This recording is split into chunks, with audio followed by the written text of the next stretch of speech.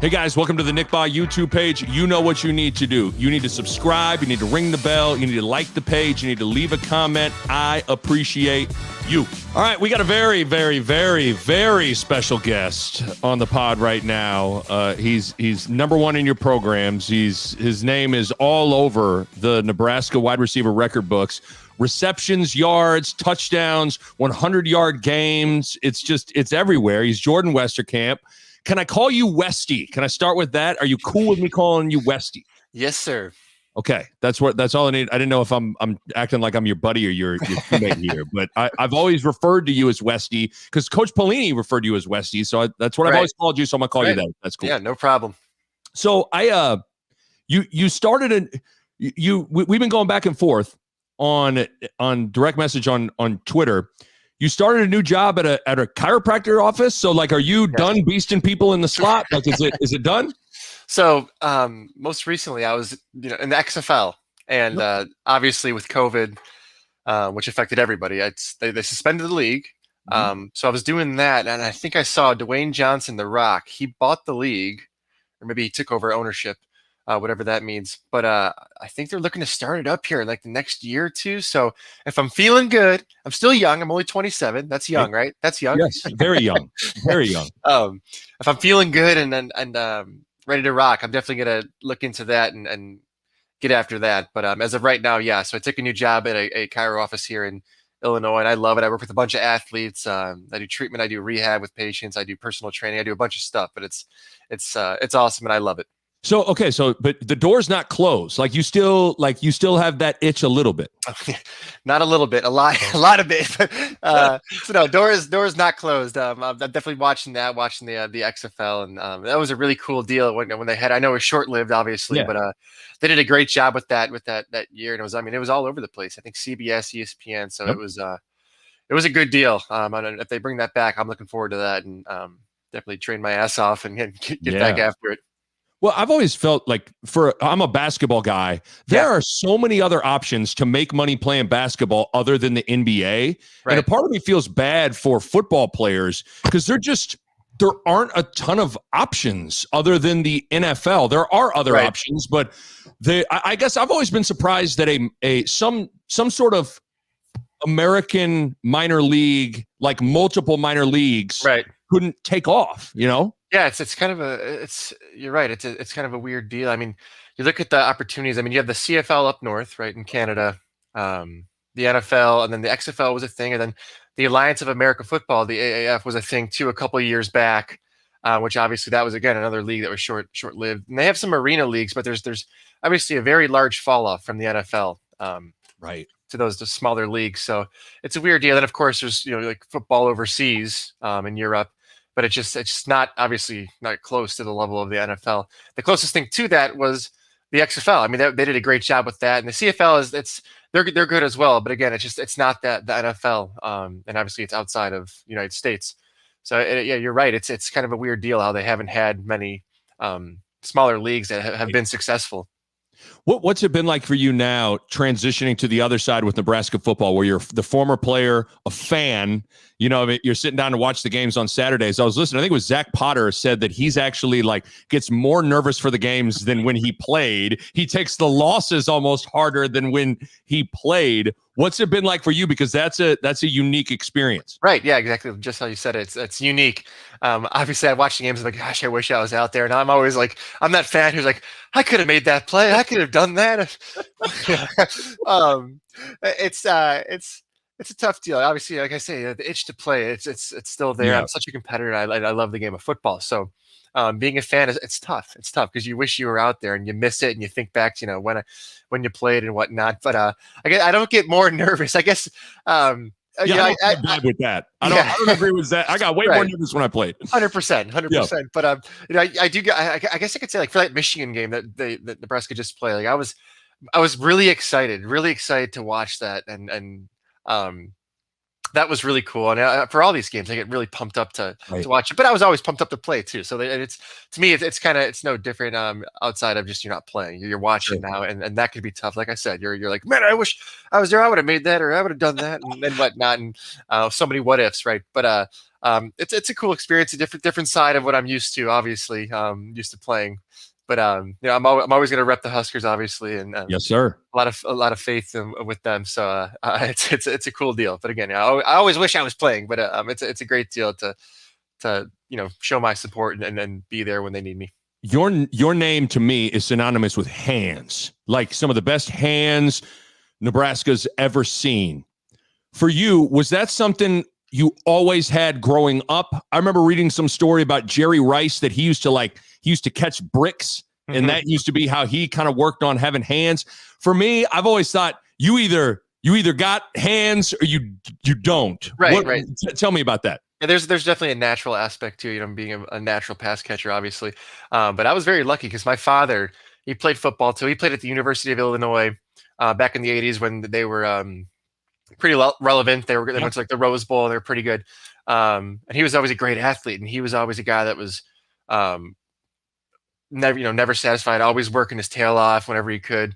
And he kind of instilled that in me. And man, he would make me, not that I didn't want to, but he would make me, catch 100 balls a day. That was through like the end of, like, if I remember correctly, like, end of my grade school, middle school era till I was going off to college. And then when I was back home, when I was in college, whether that be a little break or the season's over, a bye week, it's back home. Still, hey, Jordan, going outside, grab your gloves, let's go. I mean, it was nonstop, and it was like just any way you could catch the ball, just all over the place. And it was 30 minutes, 45 minutes of just catching the football. I'm not running routes, I'm not doing any of that. Just standing there, and he's whipping the ball at me, Right, and catching it over the shoulder, just any way possible. So it was great to have that. And I have, my dad's the best, and he definitely helped me to become the player I was and still am. So it was great to have that, and he definitely helped me, get that to an elite level, I'd say. What about behind the back? Did your dad? It's so funny because like I the other day, Facebook has like your Facebook memories, and it shows stuff that was on Facebook. Like since you joined it, which for me was like 10 years ago. So I remember I saw this photo the other day, and it was from me when I was a senior in high school, and it was like a day where a photographer came to school, and they were doing a story on me, and I was holding like 4 balls like here and like one up here, and like one of the photos I had like one where I was holding it behind my back. I was like, that's so freaking crazy, because fast forward a couple of years and I had that play against FAU. So it's so wild. Like I came kind of full circle, but it's a good deal. But but I don't mean if I was always practicing catching the football. Obviously, you're a wide receiver, number one, right? Catch the damn football. So, yes. It's huge. And I man, the amount of practice I put into doing that. And then that took me into college, where I would stay after practice or get there early and just catch. Like they say, practice makes perfect. So yeah, well, clearly the reps made a difference, man, because it was again, that's what I felt like you were synonymous for. So I got a bunch of different things I want to touch on with you. I want to talk a little bit about your career, and then let's talk about now. And this kind of hits on both topics there. Like I talked to your guy Kenny Bell about this. Yep. I wanted to get your take. How does it impact a player when you feel like your coach is under fire? Because I'd have to imagine you felt that towards the end of Bo's time. Right. And then even year one of Mike Riley, you guys got off to a good start in year 2, but there was always kind of that cloud hanging over. Yeah. How did that impact the locker room or even just an individual player when you feel like, man, our coach is getting scrutiny, he's under fire? Right. No, totally get that. With Bo kind of came as a surprise to us. I mean, he kind of always butted heads. I'd say we'd call him like third floor management, the administration that was up top, kind of butted heads with the athletic director. And let's putting it lightly, Jordan. Very lightly. I'm going to try to keep it PC. But we're kind of shocked. Obviously, that year we went to Iowa. We beat Iowa at Iowa in overtime. It was a crazy win, 9-win season, and we're feeling good about it. The next day we wake up to a text. Check your emails for some information regarding head coach Pelini. And we're like, what the hell just happened? Right. So that kind of rocked us. But as a team, we knew like he was an awesome players coach, and he cared about us the hell. And we knew he could didn't care much for, like I said, the third floor management. But that was still kind of shocking to us. And when it happened, obviously we were just like, whoa, what the hell just happened? And that was crazy. But we did a really good job, in-house of not worrying about stuff that was outside the field. If an article came up, Bo Pelini in the hot seat or whatever you see on ESPN or whatever, we did a real good job as a team collectively. And we had really great leaders, like Kenny, Quincy, and Nunwa was another guy. I mean, we had really good leaders. Hey, don't worry about that stuff. We're focusing on what's in this room here, our players, our coaches. Ignore that stuff, because that stuff, if you do let it kind of seep, make its way into the locker room or whatever, and people start to believe that stuff, it can really affect the team. Obviously, if you know your coach is going to be gone, hey, you're like, what the hell am I playing for? This is, we're about to have a whole freaking hurricane hit our locker room, right? And that could definitely affect people's mindset and whatnot. I mean, it could affect a team tremendously. And then with Coach Riley, I mean, I was with him 2 years, so it was pretty short. And the team knew, obviously, a coach, unless something real bad happens after a year or two, they're going to be the coach still. So we never had we never had that that feeling with Coach Riley. And our team, his first year there, we ended up being 6-7, winning our bowl game against UCLA, and we were a very good team. We just had some really unfortunate. We lost to BYU our first game on a Hail Mary. We lost to Miami in overtime at Miami. We lost to Wisconsin by a field goal at home. Illinois had the unfortunate play at the end of the game, right? And that was just a really unlucky year for us, because again, it's kind of similar to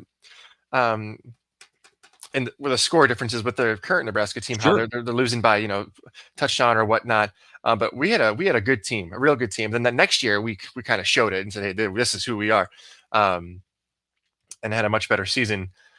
But I mean, we felt a little bit of pressure there with Coach Bo, because we always knew that he was kind of butting heads, and how things are crazy in college football. A snap of a finger, a guy's out. It's just it can be crazy. But thankfully, we had phenomenal leaders, like I said, players, coaches that said, don't worry about that stuff. Just focus on what's happening in-house, and everything will work itself out. What was the transition like to play for Riley? Because, he couldn't be more different from the way Bo was personality-wise, but there's a lot of different ways to do it. What was it like going from Bo to Mike Riley? Yeah, a lot of uncertainty, and obviously a much different style of coach, right? Bo Pelini is the Italian fiery guy in your face that lets you know when you messed up, right? And Coach Riley is more of the kind of laid back guy. Still a great coach, obviously great coach, but more of a laid back guy, kind of a nicer, positive reinforcement type deal. And both coaches were awesome in their own way. And both styles are great, but some players react differently to a style of coaching. So big change, like I said, big change, a lot of uncertainty, for myself. I didn't know who was going to be the receiver coach coming in. I had built a great relationship with Rich Fisher, Coach Fisher, who was the receiver coach under Bo Pelini. That was tough. I think that for me, that was the toughest part of that transition, because I had such a good bond with Coach Fisher. I remember like when he told us, man, that was a really a position meeting. That was a really tough meeting for all of us. We were all pretty shook up, pretty emotional. So for me, that was probably the toughest part of the transition. Right. But obviously, I that stuff was tough, and I just had to look at it as positive as possible. And I said, you know what, Jordan, you're gonna have different style of coach. That's gonna be cool. You can add that to your repertoire. Different styles, and you can learn a lot of new things from new coach coming in. And Keith Williams, who's our receiver coach, he's fantastic receiver coach, and he came in and showed me a lot of new skills and whatnot that helped me get better as a player. So I try to look at it in that kind of a light, more positive than negative. But it's tough. It's tough. And anybody that goes through a coaching change, it's tough. It shakes up your road. I mean, you commit to a university, you commit to a coach, you commit to your position coach, head coach, all that stuff. So when that changes, it's tough. It's a tough deal. Two-part question to you on follow-up on that. Do you think if you would have had the transfer portal, you would have thought about dipping into that? Because, there's a coaching change. That's one of the things I think, for all the reasons to transfer, that's one that I think a lot of people can completely understand. Right. I guess address that. Do you think you would have, did you ever even consider it at the time? You know what? That is a phenomenal question, because I have never been asked that question. Really? Yeah, I have never been asked that question. So thinking about it now on the spot, I'm not sure. I mean, that's tough. because I'm not a big fan of the transfer portal. With how easy it is now for guys to leave if they don't think they're getting enough playing time, vice versa. I'm not a huge fan of it in those regards, but I do think, like you just said, a coaching change. That's a good reason. Like, hey, I just lost my guys. I'm going to try to either follow them wherever they go, or maybe go to the school you were going to, or it was a toss up with the school you committed with. I'm not, that's a tough deal. Like, but I'm not a big fan of the transfer portal. I think too many guys leave too fast, and they've made it way too easy now. And I mean, look at the current Nebraska roster. I'm not sure how many 3-4 year starters there are on the team. You look at these guys, and everybody's like, well, this every time they show up name on TV, transferred from here, transferred from here. Like, Jesus, like how many? I mean, and you know what's funny, and I know we'll probably get into this, but that's kind of, I think that's what's kind of affecting their current squad, is they don't have a whole lot of chemistry, and they don't have a whole lot of 3-4 year guys that have been there, that are Nebraska through and through. Type guys, so it makes it tough. It makes it real tough. But yeah, that's a great question. I think, I don't know. I mean, it's hard to know with it. Yeah, because it was so. I mean, having to sit out a whole year is a huge deterrent. You're like, man, I'm not going to go. Especially for you, you redshirted. Like, I just went. I don't even know if you would have had to apply for a waiver. I don't know what your process really would have been like back then. Yeah, and it was a lot tougher back then too. So I'm not sure in this day and age, I could see myself doing that. I can definitely see myself doing that with how easy it is now. Yeah. Back then, probably not. Probably not. I mean, I didn't, but I never really considered it. I just kind of hoped for the best, because we didn't know who we were going to get. Obviously, the coaching search was on, and there were some names in the hat. I remember, gosh, I'm trying to remember who they were considering, but I think Mike Riley was sort of a surprise, because they were like, it was a surprise to me. I had thought. For some reason, I thought I remember Bielema's name being thrown out there. Yes. But I can't really remember any other. Mike Riley was way off the radar to me. Yeah, because I remember, no idea. I remember I had to look him up. I was like, Mike Riley. I was like, Google him. I got to Google this guy. Okay, Oregon State. Okay, they got a pass-friendly offense. Okay, we're good. We're staying. Did you feel like, because you a lot of close losses in year one, year two, you guys started 7-0. Yeah. You guys kind of got banged up at the end of the year, and that's what kind of allowed things to kind of struggle in the final month or so.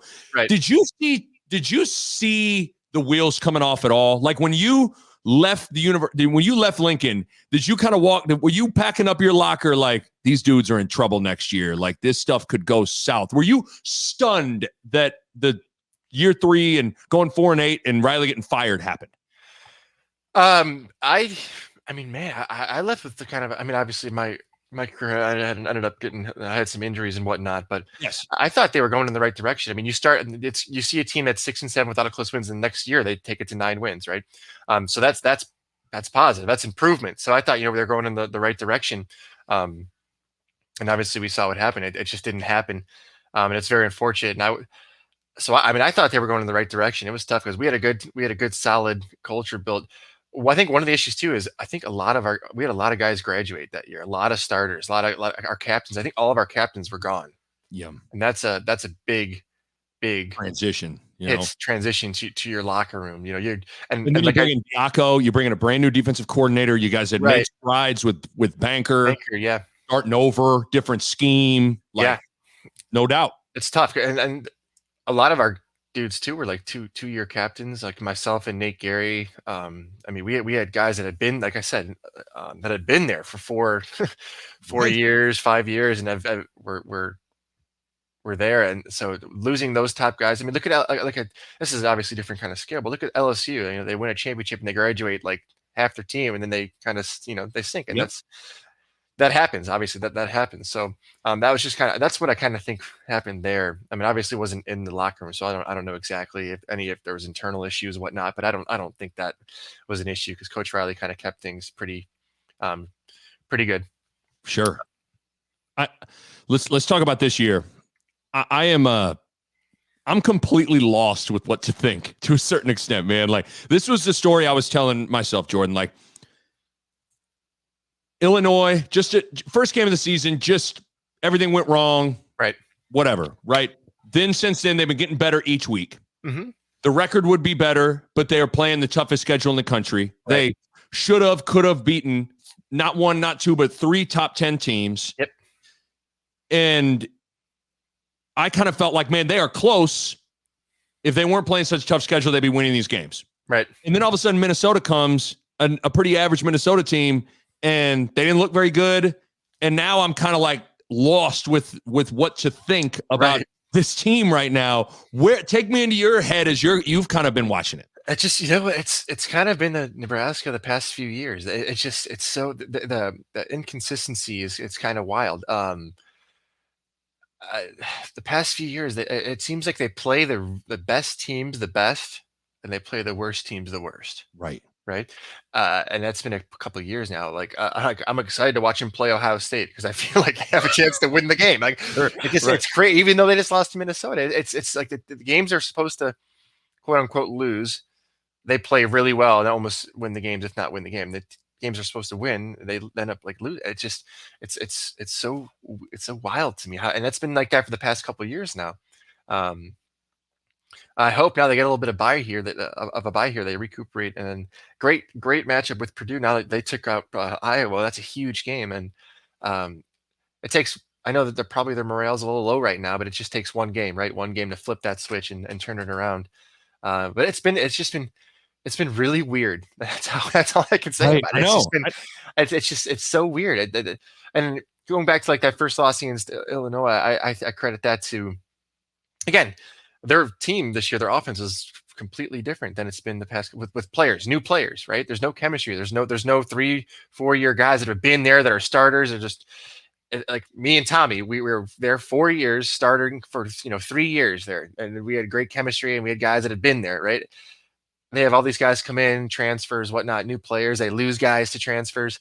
That first game was totally like a identity, like let's find out who's going to rise to the top type deal with players. So that was unfortunate against Illinois because that was one we should have had, and I wish we can get that one back. Got to take a quick break from the podcast to talk to you guys about Bet US, because sports betting season, it's in full force right now.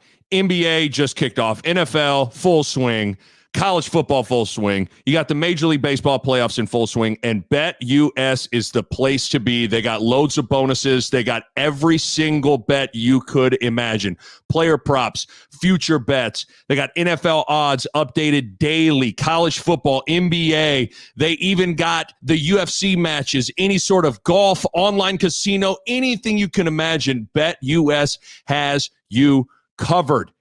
Special promo code for you guys to take advantage of. You go use my promo code NICKBAHE, NICKBAHE, all one word. You're going to receive 125% signing bonus by just using the promo code. Again, NICKBAHE, NICKBAHE.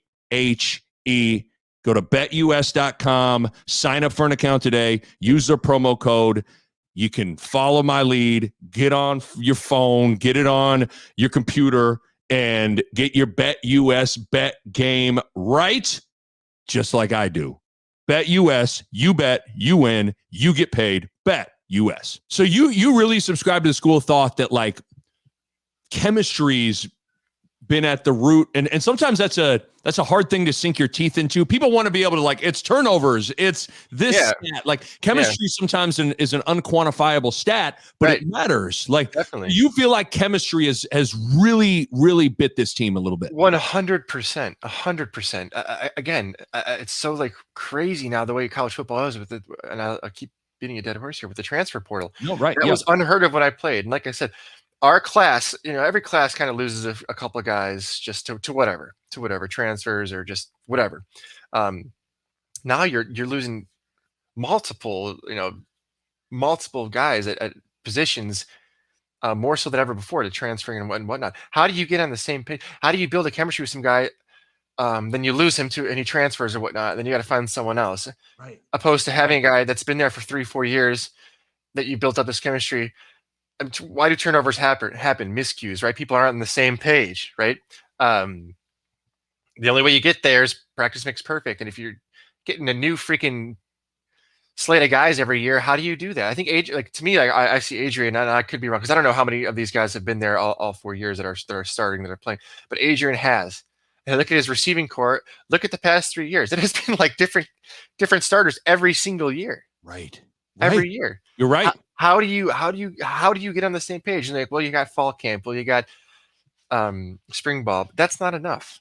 It's not enough. It's not enough for one spring ball and one fall camp with new guys to think you're going to go out there into the Big Ten, which is a great conference, and try to be successful. So to me, I think that is 100% the root of the issue. Yeah, that's, you know what? That makes on both sides of the ball. Right.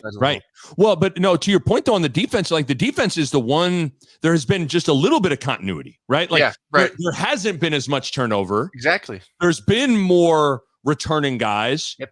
That side of the ball, doing better. Much better. A little bit further ahead, not a little bit, a lot further ahead than the offense. Yeah. What about, so we talk about, you brought up those one score close games in year one under Mike Riley, and the same thing kind of this year. What do you see with this offense in those late game situations, the 1 minute drills, the 2 minute drills, because you were always money in those spots. You always think about with the Oregon game, 4th and 9, everybody in all 90,000 people knew who was getting the ball. Right. Tommy knew who was getting the ball. Oregon knew who was getting the ball, and you still got the ball. Right. Like everybody remembers Brandon Riley's touchdown against Michigan State. You had 2 big chunk plays to get the ball down the field. Right. In those situations, Westy, is it about scheme and coaching, or is it about just players going and making plays? Like, answer all that for how, because this offense has had opportunities to take the field to win the game, and they just haven't been able to move the ball. Right. Yeah. I hear you. And right now you look at Adrian, like I would want to ask him, like, hey, Adrian, in a dire situation, you got to get the ball in someone's hand. Who are you going to? I don't know what his answer would be right now. Maybe Allen. He's kind of rising to the top a little bit. He's been a good guy, good reliable guy the last couple of games. But I mean, it's coaching, it's scheme. You got to call the right plays, but also it comes down to, it's like, who's your clutch guy? Who are you going to go to? And again, like for me and Tommy, that was no sweat. They called the play. We were like, okay, here we go. We were already thinking, hey, what's the next play going to be? Because we know this is going to be complete. It was one of our money plays, and I had one-on-one with a guy, and I was able to get inside of him and kind of break him off. And Tommy, right on the money, awesome. Right. And again, that's something that we have. That play, we had done so much and been able to, again, build up so much chemistry. There was no doubt in his mind that he knew he was going to me. And there's no doubt in my mind that I knew the ball was coming. And if we knew we were going to complete it, and let's go finish the game off and beat Oregon. Again, to me, it's chemistry. It's chemistry. It's chemistry. I'm going to say it one more time. It's chemistry. I mean, it's just practice makes perfect. I mean, it's so simple, right? It's such a simple thing. Like, yeah, obviously practice makes perfect. But like I said, again, you look at this offense, it's every year, it's a different slate of guys outside of Adrian. So it's like, how do you expect him to that's so interesting. I think you're right on the money. Because the other thing I was going to talk about was like confidence in those spots. Like, I think it's clear that they don't necessarily feel overly confident right now, and how could they? They've come up short time and time again. But to your point, you and Tommy weren't just thinking about, okay, it's 4th and 9. We're thinking about, after we get this 4th and 9, right, first down play. Like, that's confidence too. Yeah, well, it makes a difference. Yep, 100%. Confidence is key. And you don't have that, I mean, it's going to be tough. And you see that. You're seeing, to me, that's been the difference here in these close games. It just, they get to these crunch times, and it's like, what do we do? Who do we go to? What's our play going to be? When for us, we knew, okay, it's crunch time. Let's go. We know our package. We know what we're doing. We're confident in it. We know these guys can make these plays. They've done it 1,000 times in practice. It's just so night and day.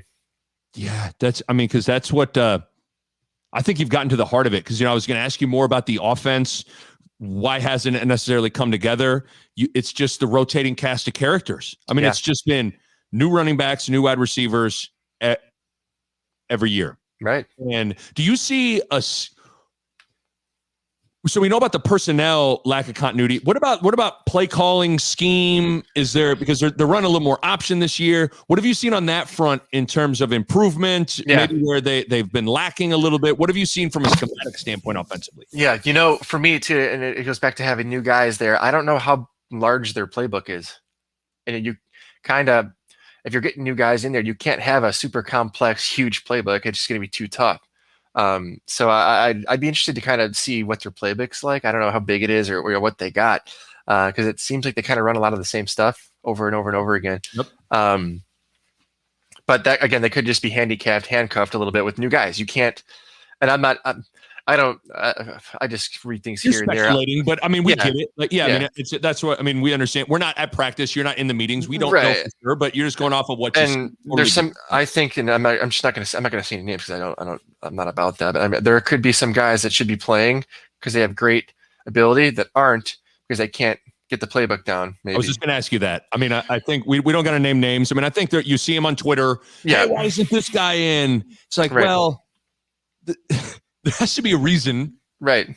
And if Monday through Friday, Jordan, if Monday through Friday a guy doesn't know the plays, there's no chance he's going to be on the field. If they can't trust you to get it done during the week, there's no way they're going to have you out there on the weekend. So it's, I think that plays into it. It's tough. It's just it's a tough deal. It's a tough deal. Right. How hard? What is the hardest thing about? Because you're bringing up the chemistry aspect of everybody talks about wide receiver quarterback chemistry. How does that kind of reveal itself? Is it just a way a guy runs routes or a way a quarterback delivers the ball? Is it trust of I mean, what's talk to me through wide receiver quarterback chemistry, because I felt like for a while Toure and Adrian were kind of getting there a little bit. He's kind of quieted down the last couple of weeks, but talk to me about chemistry with the wide receivers and the quarterbacks. Right. Yeah. So it's a little bit of all of that, right? Can I trust the guy to run the right route at 12 yards and not 11 yards, not 13 yards? Because that little difference is an interception, right? As a receiver, can I trust the quarterback? Can I trust the quarterback's going to put it on me when I come out of this break? There's so many little things. Trust is huge, obviously huge. Is the guy going to catch the ball when it comes to him? Has this guy a chronic drop? He drops the ball all the time. So that's like we go back to that 4th and 9 against Oregon. Tommy was pretty confident I'd catch the ball. I'd put that on my resume, right? Right. we had built that. You get that over. You build it up over time, over months, over years, being with someone. And again, beating a dead horse here, but they just haven't had that with the. I mean, you get new guys, you just can't build that. You can't build that. And so it's huge. If you don't have that, it's going to show. And obviously, we see that. We see that happening in these games. So I'm just hoping. I'm hoping for the best. I need them to get to a bowl game this year. I need it. I think last bowl game they went to was my senior year. I'm pretty sure 2016. Yeah, it's wild. And gosh, it's 6 games. That sounds so easy, right? It sounds so easy. So easy. I know. When you look at the rest of the season, it's interesting because, I'm dead serious when I say this. I could see them going 4-0 for the rest of the season. Yeah, I swear to God. But definitely. I also, if you were to tell me they're not going to win another game, they're going to go 0-4, I'd be like, I could see that as well. Right. That is like the inconsistency of what the hell is going on? Because like we said, they go out and play an Illinois team that we know is not good, and they lose, and then they go play number 3 Oklahoma, and should have won the game. They played number. I think at the time they were 10. Michigan State should have won that game. Mm-hmm. Michigan should have won the game. Then they go play freaking Minnesota and lose. You're just like, what? Right. What's going on? So it's just like, gosh, what version of Nebraska are we going to get today? So I'm hoping. I mean, they got this bye week should be pretty helpful for them. So we don't know what guys are dealing with too internally with injuries and whatnot. And I've speculated. I read some stuff on Twitter that maybe Adrian was a little beat up. I'm not. I'm not. And that's expected. You're getting to what is it? Week 8, week 9 coming up here. Yeah, that's what happened. Man. That's part of football. You get beat up. Yeah, you get beat up. So this will be a great week for them to recuperate, live in the training room, and just get healthy, get back to what they. Because I got a feeling they're gonna come out and beat the crap out of Purdue. Hopefully, I'm knocking on wood right now, but I hope so, man. Yeah, fingers crossed. What about you were a punt returner? Yeah, there have been punt return issues this year. It seems like with Oliver Martin back, some of that stuff's been stabilized. Yeah. It's everybody can sit there and watch punt returning and they don't quite understand what it's like to have, to actually return a punt, all that goes into it. Take us into your head a little bit of what are some important things that you have to keep in mind when executing, catching the ball, reading all that stuff, because it has bit Nebraska a lot. Again, it seems like Martin has kind of stabilized that. but it's been a big bugaboo. Right. Yeah. So when I was a freshman, redshirt freshman, they kind of threw me back there at Nebraska because they were like, "Oh, you got good hands. Go back there." And I don't think I caught this. This was like a game time emergency. It was like I had not done it in practice yet. Oh my God. And they were like, "Hey, can you go back and catch it?" I was like, "I did it in high school." So I can't remember who we were playing, but I like about to crap my pants going back there. And I remember that year. I was like pretty much a punt returner, just catch the ball, and I had some issues with it because it's a lot different than just catching the ball like this, right? It's you're looking up, you're seeing guys coming down the field at you. You're like, oh my goodness, is my team gonna block? Am I about to get absolutely destroyed? Right. I think it's if not the hardest. It's one of the hardest positions in college football. I mean, in football in general. Just it's tough. It is tough. But yeah, I mean. Once I started to practice it more and I got better and better, and I was pretty good. My junior year, I had some great returns. And even my senior year, I kind of went on and off with DeMornay because we all know DeMornay was an electric returner.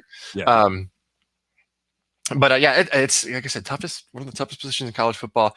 A lot of practice. Again, practice makes perfect, right? But you have to. One of the biggest things I found out is going out there and just being confident, having confidence. I'm going to catch this ball. I'm going to have an awesome return. Once you start thinking like that and get that oh my God, am I about to drop it and get demolished, whatnot. It's confidence is huge. I think that's probably the biggest. I mean, you got to have good hands. You can't just go out there and let smoke off your chest. Yeah. They put the right guys back there, and confidence is probably the number one thing you got to have back there catching the ball on a punt. I'm going to ask you one thing about the defense, and then we'll do some rapid fire stuff, get you out of here. Okay. Because there's no question, this defense, they didn't play well to start the first half. Right. Boy, they responded at halftime and played great in the second half, and they played great all year. Yeah. When you look at this defense, if let's say you got to go against them next week, what are some things that jump out at you? Like, man, this is going to be tough. They're really good at this, or I got to get ready to deal with that, or this player or that player. Yeah. What stands out to you when you look at this defense? Man. So they got a big defensive line. And they're pretty fast. They have fast linebackers. They don't have giant, huge linebackers. They got kind of like a Levante David type style, smaller guys that can move around. And that's tough as a slot receiver. Though that's when you got guys. I mean, as a slot receiver, you're going to make your money off of finding zones, getting past those big clunky linebackers. These guys can move. Yeah. So that makes it a little bit tougher. And their secondary is good. I mean, Cameron Britt Taylor he's a great player. Deontay Williams, another one. They got some great athletes back there. I mean, their defense has been pretty freaking good all year, and they're fun to watch. They're fun to watch. But I mean, fast to the ball. That's one thing when I'm watching them. Like, they're flying around. They're fast to the ball. They always seem to play like they're jazzed up. So I guess they would be a team where you'd have to come down to scheme kind of, and you'd have to really game plan pretty hard. I don't know. I as a slot receiver, I would anything kind of over the middle of the field. It's where Minnesota got him. Their slot guy, Autumn Bell or whatever. They made some hay. They adjusted in the second half, but they had some success with that. Yeah, over the middle of the ball. I mean, you kind of get a little fancy and you hit some crossers, things like that, where you're trying to confuse the defense. I know teams have had some success against Nebraska with that, but I mean, man, from head to toe, they are pretty damn good defense. Good tackling, they rally. Yeah, not many weaknesses, and that's tough. So you'd have to have a real good game plan. I'm going in against these guys. They're fun to watch. I mean, the black shirts, baby. They're fun to watch. Let's bang through a couple of these. This one's kind of we'll kind of can get into. I mean, you've been asked about the Hail Mary a million times, right? But how about Amir's fourth down pickup? Yeah, I mean, it doesn't get enough credit. I mean, you watch it. Like the best play. Other than the Hail Mary, that's like the best play I've seen in like 10 years at Nebraska. Everyone always remembers the end of the game, right? The last play, the Hail Mary. But that drive was pretty freaking insane. We had Sam Birch, another guy, was making some great plays. He made a super smart play. He caught the ball and he set it out of bounds and stopped the clock on the sideline, which was huge. Then Amir's, that was so freaking Amir, though. I mean, he is such an electric guy to watch and so good, and kind of got out there. You see his arm reach out to get the first down. There were so many awesome things that happened in that drive leading up to that final moment there. It doesn't get enough credit. I mean, those guys are the best. I mean, they allowed me to be able to make that play. So, I mean, it's such a cool, unique thing, obviously, to end the game that way. But it would never have happened if those guys didn't make those plays. Did Kellogg come in the game in the second half? Did he start the game? I'm trying to remember now. He didn't start the game. Tommy started the game, I think. You know what? Gosh, I'd have to go back and watch it because they were going back and forth the entire game, in out, in out, in out, in out. And I just think at the time they thought Ronnie had the stronger arm to get it to the end zone there, so they had him in there. Okay, I couldn't remember exactly how that situation it was because I remember I had like 4 catches or 4 or 5 catches, and I remember like 2 of them were from Tommy, 2 of them from Ron. So I don't remember when they were in there because when you're locked in the game, it's kind of like who's back there? Who's back there?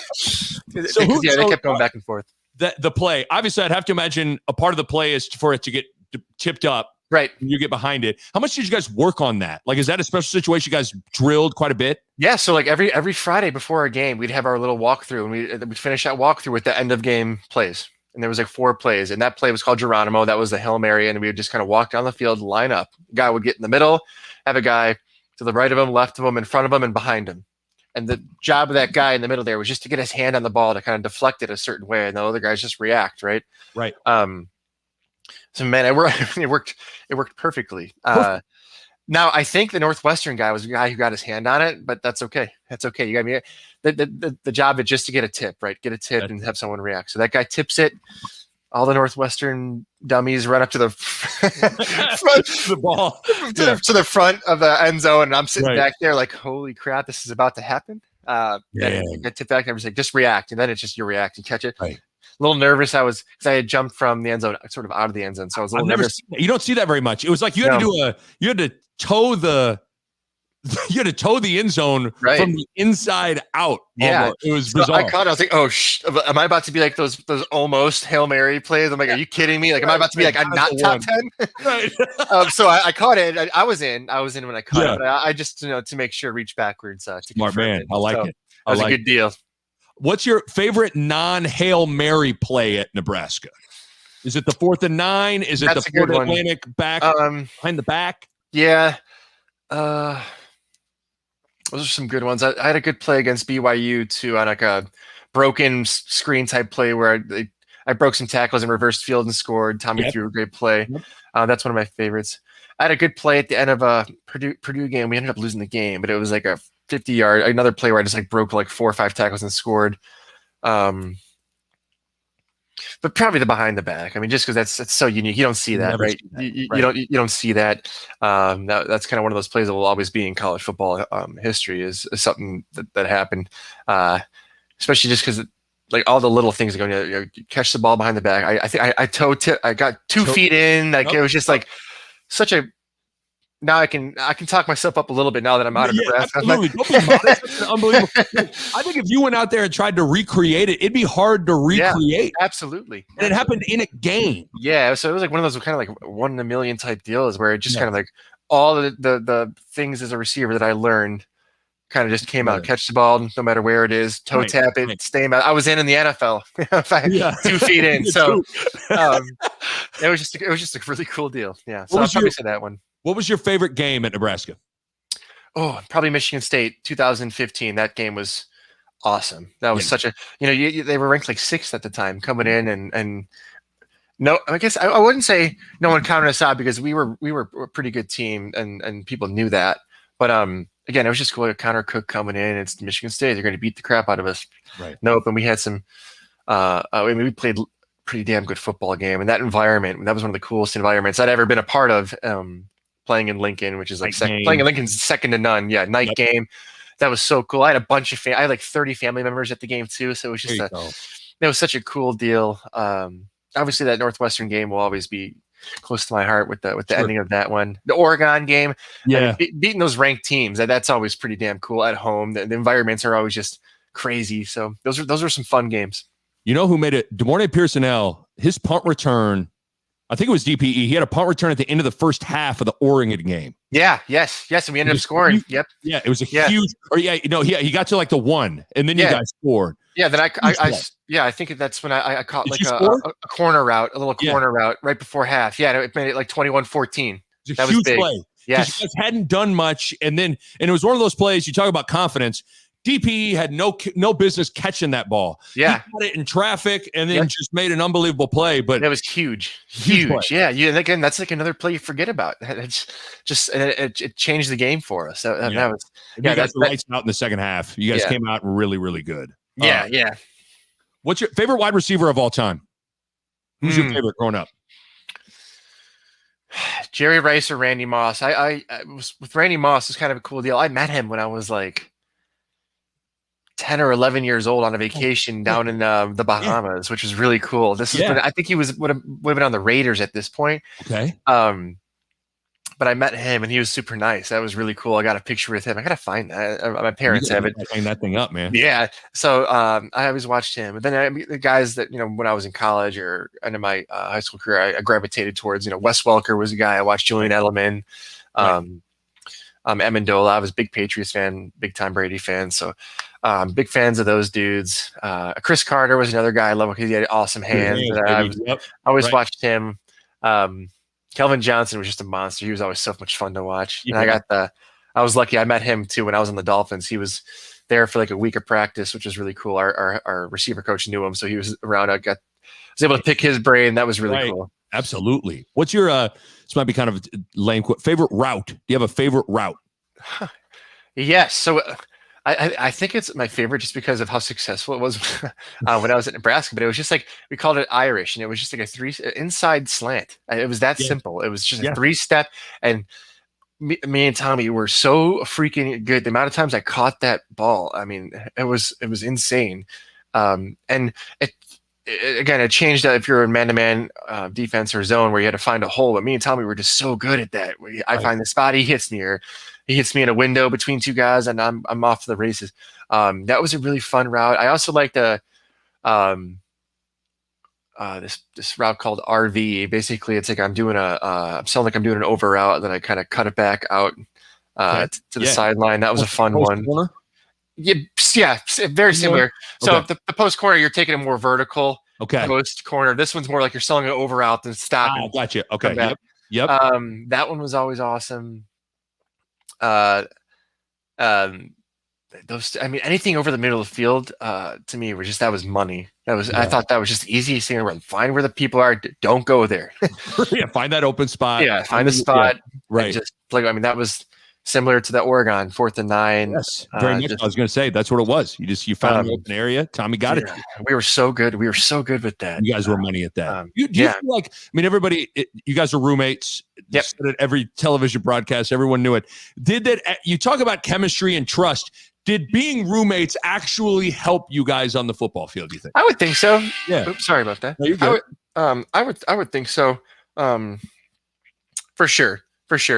We had an awesome bond. We're best friends off the field, and I guess that increased our trust with each other. I mean, we would study together. We would go out in our backyard, play. I mean, we had so many more probably hours that we were able to spend going over stuff. Sure. Because we lived together, opposed to just being at practice and at the meetings and whatnot. Right. So that was awesome. Or after practice, you go home and sit down and watch film together. And like, okay, this is practice. This is what we got to fix. Get better here. Do this. Do that. Little things like I bet you guys would watch other football games together and like, you would say, we would watch other games and be like, well, that's a pretty sweet play. Let's bring that into coach and see if he can do that. I like that play. So yeah, I mean, we were always on the same page, and that helped us out so much. I think like. Gosh, I can't remember someone put up a stat this past year, and it was such a cool stat. It was like our efficiency rating between us, and it was like insane. It was insane. Yeah. Right. It was a good deal. Last one, you're out of here. Being from Chicago, who is favorite Chicago professional athlete of all time is? Let me think about this because I don't want to mess this up. I mean, is it Jordan? Is it got to be Jordan? That's what I was gonna say him immediately, but I want to get some deeper thought going. Okay, give me a deep thought then. I guess Jordan or Walter Payton. I'd say those two guys. I like that. I got to go football. Probably those two: football, basketball. I mean, baseball. growing up, I was actually a St. Louis Cardinals fan. Keep that on the reps. Yeah. Don't post that. But no, yeah. I mean, Michael Jordan, man, he's just the best. And when that documentary came out, The Last Dance, damn, gosh, that got me so wild. I wanted to run through a wall. Whatever we talk about that window being open for you to still play. Watching that, I know it's basketball, but that'll make you want to. Hey, doesn't matter what sport. Watch that. I mean, man, that thing. I was out of my seat like 35 times throughout that. That was so cool. So good. That was great. Jordan Westerkamp, Westy. This was great, man. I really appreciate it. Yeah, thank you for having me on. I know it took us some time to find a time, but I was looking forward to this. This is awesome, man. If you ever want to do it again, you let me know. I'll make some time. Man. I'm gonna take you up on that. I'll shoot you a message. I really appreciate it, though. Thank you. Yeah, no problem. Thank you very much.